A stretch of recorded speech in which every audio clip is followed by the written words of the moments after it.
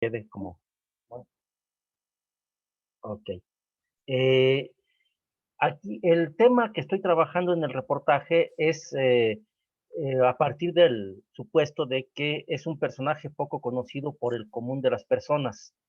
Es Ujú. un personaje que en la historiografía contemporánea ha tomado fuerza. Lo más que se le conocía, se le mencionaba junto con otros, Castelazo y otros en el libro de Mónica Blanco, en las lecturas más comunes.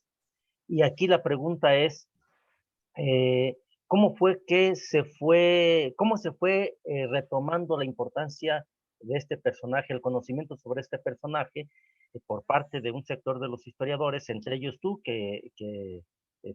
has sido uno de los estudiosos más dedicados a la vida y obra de Cándido Navarro.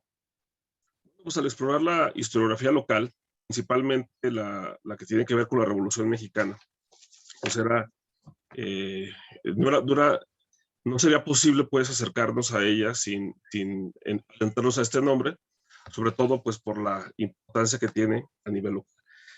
Pocos son los libros que lo manejan, habla de Mónica Blanco Rosenzweig, pero ya antes el historiador, exgobernador de Guanajuato, Manuel M. Moreno, en su libro de la Revolución en Ujú. Guanajuato, hace también señalamientos al respecto. Ya yo lo había revisado, tenía algunas notas ahí, entonces pues se venía el centenario de la Revolución Mexicana y ahí fue que retomé el tema. Bien, pues soy un asiduo lector de la obra de la maestra Aurora Jauregui Cervantes, quien también le había dedicado tiempo al personaje, ya que su tesis de licenciatura en historia habla del mineral de la luz y el primer pronunciamiento del general Navarro, pues es justamente en ese lugar. Entonces, él le dedica espacio su tesis de licenciatura a este personaje. De ahí que nos acercamos a este personaje, ya en la investigación del documental que se hizo, hasta ahorita he escrito varios artículos periodísticos para revistas especializadas y pues, me acerqué también a una biografía, un poco las memorias de Silva Herzog, donde pues ahí también se habla del personaje, se hace una gran rescate de ese personaje en su paso por San Luis Potosí. También se habla de cómo es que toma la ciudad después del triunfo de la Revolución Mexicana. Entonces, poco a poco, indagando la historiografía, no solamente la local, sino también la general de la Revolución Mexicana. Entonces, cuando se habla de un personaje poco conocido, cuando se habla de un personaje un tanto cuanto que se mantiene un poco del lado oscuro de la historiografía, más bien es por desconocimiento más bien de los investigadores, puesto que el personaje siempre ha estado ahí, ha sido una constante, siempre nos hemos encontrado, más bien haría falta que se acerquen con mayor detenimiento y leer entre líneas y no solamente irse por estos se consideran grandes personajes. Ujú. El valor que tiene Cándido Navarro pues es que es de los revolucionarios de la primera etapa, recibe la invitación directa de Francisco y Madero para adentrarse al movimiento. Entonces, pues sería de los líderes, en este caso, de la división del centro. Él es el líder, él es el encargado de organizar las fuerzas en el centro del país, una vez que los líderes natos, en este caso los hermanos Domínguez Robles. Robles Domínguez, pues son Robles Domínguez. encarcelados, Ujú. de tal suerte pues que le toca ser a él el que va a encabezar este ejército. Hay un detalle interesante. En León me platicaron ahí la gente vinculada con la investigación histórica y gente que se mueve en el Instituto de Cultura, en el Museo de las Identidades, platicamos del tema. Y hablaban que habían charlado con personas en este esquema de historia oral y lo recordaban como un bandido. Tiene dos actividades históricas importantes, el ataque a León, donde se queda con los dineros de la tesorería, y el ataque a Mineral de la Luz, y que la referencia de la gente que había platicado de este personaje era como uno de los tantos bandoleros de la revolución, según me platicaban ellos, pero sabemos que tenía discurso, que tenía una propuesta, que tenía un compromiso, una visión ideológica y un compromiso político. ¿Cómo ves tú esta situación? Ahí la situación incluso es un tanto cuanto, estaría como parte de la anécdota, que entonces no estamos hablando de testimonios orales, estamos hablando de la gente que habría leído los periódicos de la época. Eso no se decía en el corrillo popular, eso está en la prensa, y en ese momento pocos son los que leen. Entonces, el que se diga que se decía que era bandolero, eso es parte de un rumor de prensa, como al día de hoy. Hay filias y hay fobias eh, para que tienen que justificar al movimiento, de tal suerte, lo que están haciendo es eso, es simplemente están buscando la forma de denostar a alguien. Para ese momento se les considera, se le consideraría como un enemigo. Eh, de tal suerte que pues así, eso es lo que se vería pues en la prensa. Eso no se decía. Y en dado caso, sería pues parte de de lo que se escribía.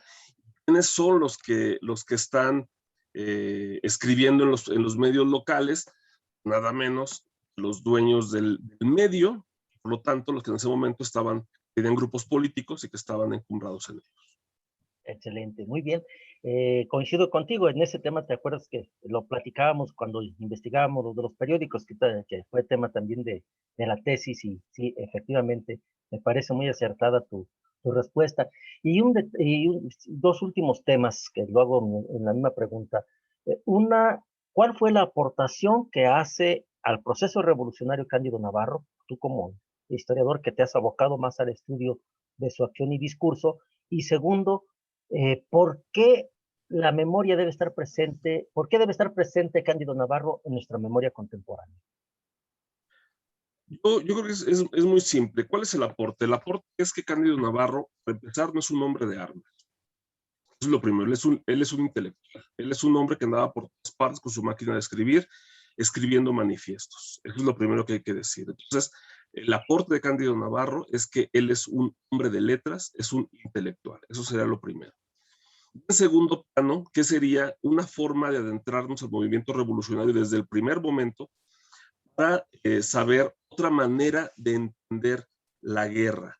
Una guerra con un verdadero pensamiento social. No lo tiene el movimiento de 1910. El movimiento de 1910, habría que tirar esa idea de que es un movimiento de corte social. El corte social se le va a dar hasta en la reconstrucción del proceso. De tal suerte, lo que va a hacer Cándido Navarro es que él sí va a ver más allá de la búsqueda del poder, de la búsqueda de apoyar una causa para llegar al poder. Creo que sí lo pensaba, al igual que muchos otros. La labor de Cándido Navarro va a ser la de apoyar a la gente que lo está ayudando. Hay un expediente en el Poder Legislativo de Guanajuato donde él ya está encarcelado. Estamos hablando de 1911, 1912, donde él va a mandar cartas al Congreso del Estado y donde va a pedir por la liberación de los hombres que habrían sido encarcelados por haber participado en su movimiento. Que el hecho de que esos hombres estén en la cárcel es un día que no están trabajando, es un día que no van a recibir un salario.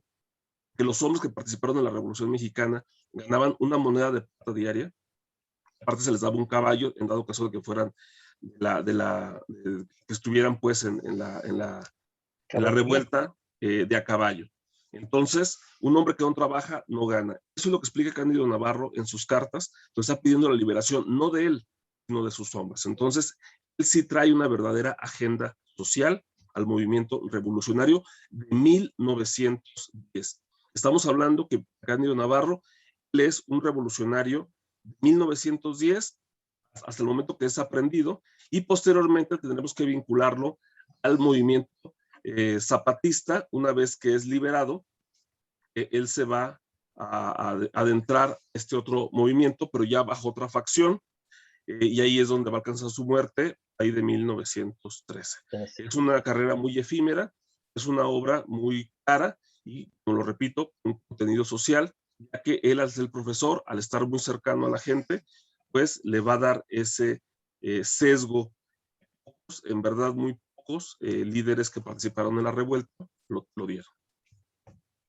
Ernesto, pues es muy enriquecedor, es un gusto escucharte porque conozco tu obra y sé que en esta parte eres de las autoridades, más un orgullo que hayamos compartido las aulas también, y pues muy contento y muy agradecido con esta colaboración. Si hay algún otro detalle lo podemos platicar posteriormente, sé que la agenda por aquí se nos amontona, pero te agradezco muchísimo, muy enriquecedor lo que comentas y pues también te aprendo mucho.